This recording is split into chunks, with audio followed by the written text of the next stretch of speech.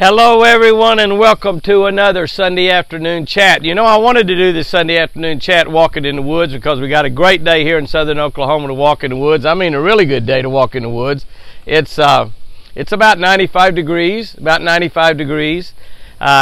heat index is well up over 100, but we've got a nice breeze blowing. There's really a good breeze blowing. You know, we've had a summer here where we've just not had much wind in eastern Oklahoma and southern Oklahoma. It's been a little bit like South Texas. You know, you get down in Texas and you have those burning hot days.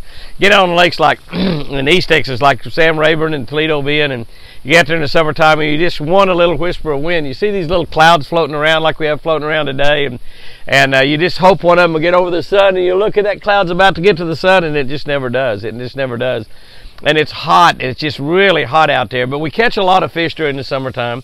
And we caught some fish this past week. I'll talk to you about that here in a minute. But I wanted to give you an update on Chris to begin this Sunday afternoon chat, because I've actually spent about the last 10 days with her. I spent, an awful lot of time with her the first several weeks. We are now, I think tomorrow will be 18 weeks into this battle. 18 weeks into this battle with the brain aneurysm and the stroke. And God is healing Chris. I'm just going to say that right there. God is healing Chris. That's become my motto. God is healing Chris. And it is a slow process. It's taken a long time. We've gained a tremendous amount in these 18 weeks. See, all have noticed that, and seeing her, and she'll be again on this week's deer video because we've been spending an awful lot of time together. I've had her at the ranch with me now for several days. I've spent really probably about the last 10 days with her, with the exception of one day I ran over to Table Rock Lake and went fish with my buddy Stacy King, and I want to talk to you about that too, because we got some great video coming up on this that you don't want to miss, and you want to make sure you contact some of your friends and have them get on this Jimmy Houston Outdoors YouTube channel as well, because they're going to learn some things. It's going to really help you to catch fish during the summertime. They're going to learn some things on that fishing trip of me and Stacy King. It's going to really help you. But let's talk a little bit about Chris. I have spent several days with her. I've been going over to Sherry and Jack's and spending the weekends with her. I did have her down here for a 5-day weekend. 5-day weekend. I sound like a government employee, don't I? I'm not. But I guess I am a government employee. I pay a lot of taxes. That makes me a government. That doesn't make me an employee. That makes me a government supporter, doesn't it? Yeah, so I support the government big time. But I did spend a 5-day weekend, and I had her down here at the ranch on a Thursday, Friday, Saturday, Sunday, Monday, and so that was fantastic. I have had her at the ranch for the last several days, and I guess she came back down here with me Tuesday or Wednesday night. I guess it's Wednesday when she finished her last day of rehab. They will be scheduling more rehab here pretty soon, and she will be, again, probably going back up and staying at Sherry's, depending on whether we continue to do that rehab at Tulsa or move it somewhere else. But we're probably going to go ahead and leave it there at the Kaiser Center in Tulsa, at Hillcrest in Center, but in Tulsa, Oklahoma. But she is still gaining slowly, but the increments are just tiny, tiny, tiny steps right now, it seems. I can see in talking to her, again, a lot of the times, she makes no sense at all. She says a sentence and it's perfectly normal to her. She knows exactly what she says, but it didn't come out that way. There are many, many, many days which she doesn't know my name. And I gotta tell you, when you ask the woman that you loved, the woman you've loved for ever since we were teenagers, and when you ask her what's my name and she doesn't know, it makes you realize how devastating that injury was to her brain. And but then I could ask her, what's your name, honey? And she doesn't know a lot of the times. And the amazing thing, though, and the good thing about love, even a horrendous injury to your brain can't destroy love, because I can tell her, I can say, what's your name, honey? And she'll say, I don't know. And I'll say, your name's Chris. Remember, Chris and she'll say Jimmy. Chris and Jimmy. She puts those two together, and that means a lot. And then I can sometimes say, honey, what's my name? Your name is, I don't know. And I'll say, my name is Jimmy. She said, Jimmy. I said, Jimmy and she'll say Jimmy and Chris. So she, even though her brain has been destroyed, about 70% of it on one side, that love is still there that connects those two words together, those two names together. And that means a lot to me. That means a lot to me. She can stand up. She's got plenty of strength. She still can't walk without help. She can walk with help, and using that little Hemi and somebody holding her up where she won't fall, she can still do that. And but her right arm is still nothing, absolutely nothing. We are looking at some other options right now. A lot of y'all have suggested options. Some of my friends here in Oklahoma have suggested some other options, and we're looking at other options. We're doing everything we can to bring Chris back, and the biggest thing we're doing is we're still praying to God. We're still believing, without a doubt, that God is going to heal Chris. Many of y'all are still praying also. Many of y'all still tell me, I continually pray for Chris every single day. My buddy Bill Dance. I have talked and visited with Bill a lot over the years about his relationship with God, which I wasn't really sure he ever had one. And it's really important to me that Bill Dance has a relationship with God, because I'm going to spend eternity in heaven. I want all my buddies to be there. I want all my buddies to be there, including Bill Dance, absolutely. But I saw him just the other day, and he told me, he said, Jimmy, I've been praying for you. And he said, Diane's been praying for you. Diane's his wife. Wonderful woman. Been married forever, 100 years like Chris and I. And he said, Diane woke me up in the middle of the night, 2 o'clock. And she said, Bill, we need to pray for Chris right now. And so y'all are praying for Chris. Y'all are praying for me. And that's one thing that God can't ignore. He can't ignore the prayers of his people. He can't do that. He might want to do that occasionally, but he can't. He's a 24-hour, 7-day-a-week God. And every time that one of y'all issue a prayer, God has no choice but to listen to it. And honestly, he's got no choice but to act on it. God answers our prayers, and he really does. And God is healing Chris, and I'm going to stand by that. Whatever it takes on our end, whatever much time it takes, whatever it takes for me to sacrifice or give up, or our family really to sacrifice or give up, we're willing to do it to heal Chris. And God is the biggest part of that entire healing process, and we know it. She is doing something here this week, and she might have been doing it because Sherry's been spending a lot more time with her than I have. I would go over there and spend Friday, Saturday, and Sunday, and that was it.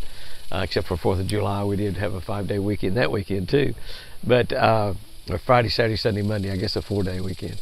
But she has started to, in conversations and stuff, instead of just agreeing or saying yes or no, she started to throw in a sentence or two that is coming from her mind, things that she's got to think. Nothing, any big deal that a normal person would just not think anything of it, but she'll make a 4 or 5 or 6 word sentence that she says exactly what she's thinking, and it's relevant to the conversation that we're having or the situation that we're in. And I think that's fantastic. That tells me that the right side of her brain, which is not damaged, which is great, that tells me that that side of her brain is responding, and it's learning to talk, just like the left side already knew how. The right side's learning to talk and comprehend, and that right side is what's is handling. And that right side is it's what's going to have to teach the right side of her body, her right leg and her right arm also to function like it's supposed to. The left side was governing that. The right side's now got to teach that. And I think that's happening also. I see little inclinations of it. But so I'm thinking she's progressing. I guess that's all I can say. But we still need the prayers. We still need to be praising God for what he's done to this point, because he's done a miraculous thing at this point. But it'll be wonderful. It'll be wonderful when I can ask her, what's my name? And she says, Jimmy. And I say, what's your name, baby? And she says, Chris. And Jimmy and Chris go together. They go together. And that's one thing she still has in her mind.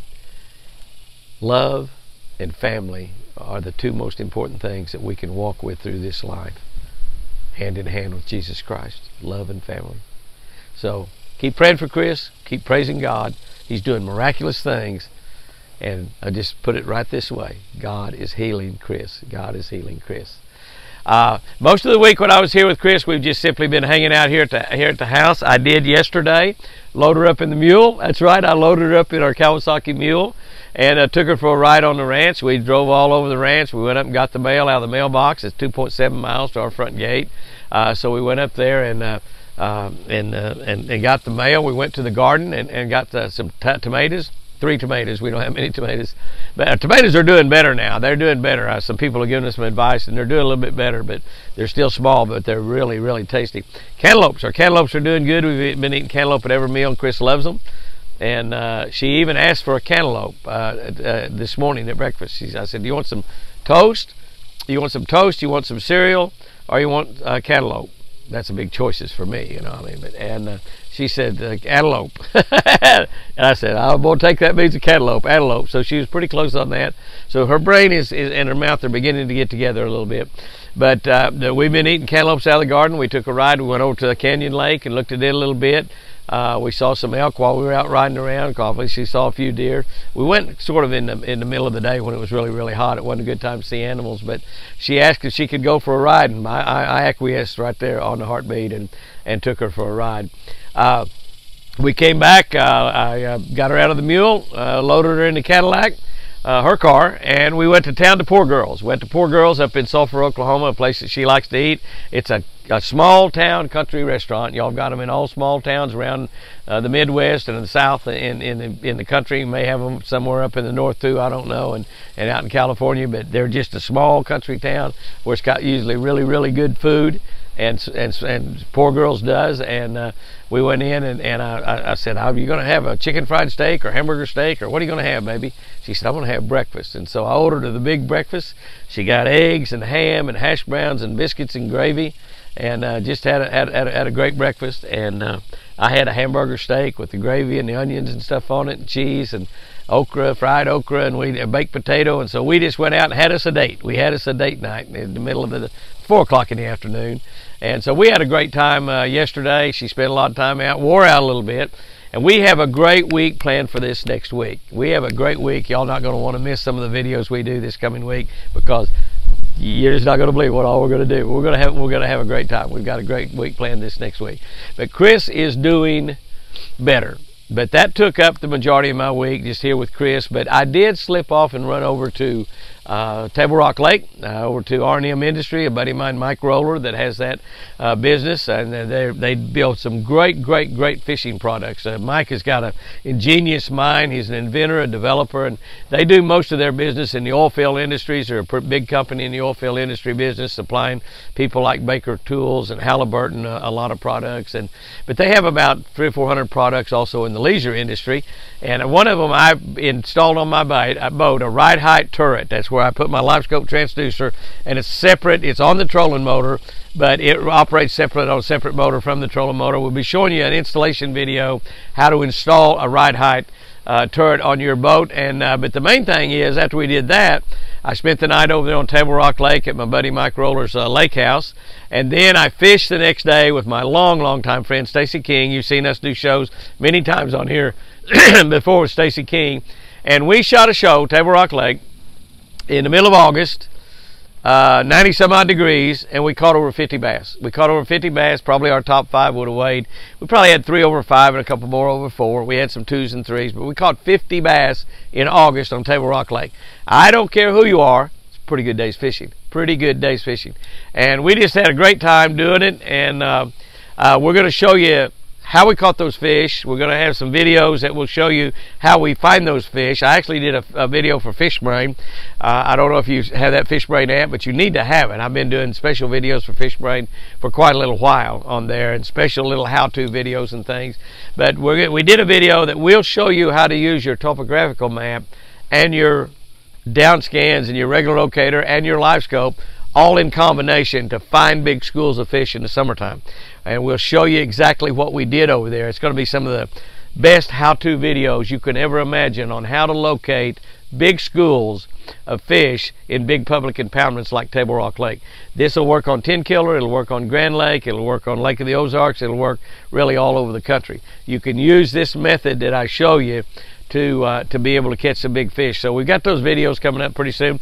That television show we shot will be on next year's Jimmy Houston Outdoors television series, which will be shown all over the nation on about 12 different networks. Plus, we are streaming we're streaming a lot of networks right now. We got more streaming networks now that's got a lot of our shows, not just the current shows, but a lot of our old shows on there too. And it's on Wired to Fish, several different streaming networks, and the majority of all, I think just about all of them are free networks, but some of them are not. But if you buy a television at Walmart, you will have on that Wired to Fish, and be able to watch Jimmy Houston Outdoors anytime you want, not only this year's show, but shows from several years back. We will eventually end up having several hundred shows on that streaming network.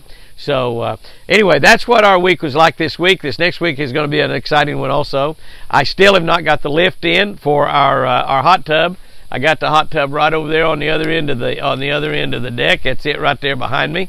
I've been going out there and getting in that hot tub every single night, and it's fantastic. I got to tell you though, water temperature. You know, we've talked about forever that the bass, of course, are cold-blooded, so their body adapts to the water temperature, whatever that water temperature is. They're not like us. We're 98.6 or whatever we are. And if we go up a little bit, we get sick. We go down a little bit too much, we die. But when I was gone, you know, for several days, I turned my water temperature down. I don't know anything about hot tubs, so I'm learning the hot tub deal. But I turned my water temperature down to about 85. And I had it up to about 100. I come back home, I got around and jump in it one night. 85 is pretty cold. 85 is pretty cold. Sounds like pretty warm water, doesn't it? It's warm water for bass fishing, but that's about what our water is at our lake right now, is about 85. But I went out there and jumped in that thing, and it wasn't all that great, but I did stay in it for a while. But when I got out of it, I turned it back up to 100. And when I got back in it the next night, it was 100, and it was great. 100 is really, really nice. Probably when we get Chris on it, we're going to turn it down to about 94, 95. 100 might be a little bit too high for her with her blood pressure situation. So Jack, of course, is a doctor, and Jack's been advising me on that. I'll talk to him about that, so that's going to be good too. But we've got a part of the lift in. You might see it sitting back there. I got the anchor that goes on the deck, but we do not have the lift in, and the rest of it, hopefully we'll get that in this week. And we might just shoot an installation video on that, since since we got it. And many of y'all have suggested a Hoyer lift, which is what we got. I think the one we got cost us about $2,500 total or something. But we'll see how that works. We don't know if it will work good or great, or installation is easy or hard. My buddy Larry Sissel said, as soon as you get it in, Jimmy, I'm down there and I'll help you install it so you can get Chris in that hot tub, because I think it's going to change her life when she's at the ranch here with me, to be able to get into that hot tub every night like I've been doing. Because you just get in there for 15-20 minutes. Pretty nice. It's pretty nice. What can I say? It's pretty nice. So, but be sure and check out the videos we got coming up this week. We got videos on how to clear up your screen on a LiveScope. If you're having interference come in on your LiveScope, we've got 3 separate videos that show you how to do that. One, installing 8-gauge wire. One, installing an R&M right height turret, and then the third one, how to set your settings to get rid of all the interference on there. And then we've got a video we'll show sometime or another. I don't know if we'll get in this coming week or the following week, catching fish, and catching a lot of fish on Table Rock Lake in August. Guys and girls, go out there and have you a great week this week. It's going to be another great week if you make it a great week. You got to make it a great week. You might have some things go really, really bad, really, really sour this week. Don't let it steal your joy. Remember that as long as you're a believer, as long as you belong to Jesus Christ, you're going to spend eternity in heaven. It don't really matter what happens here on this earth. And if whatever goes wrong, just remember, count your blessings, count them one by one. I feel like right now I'm the most blessed man in America, even though we're fighting the biggest battle we've ever fought in our life. But you know what? I got the God that created the universe helping me win this battle. He will be the one that wins the battle. All I got to do is just go along for the ride. Guys and girls, have you a great one out there, and remember, I sure do love you.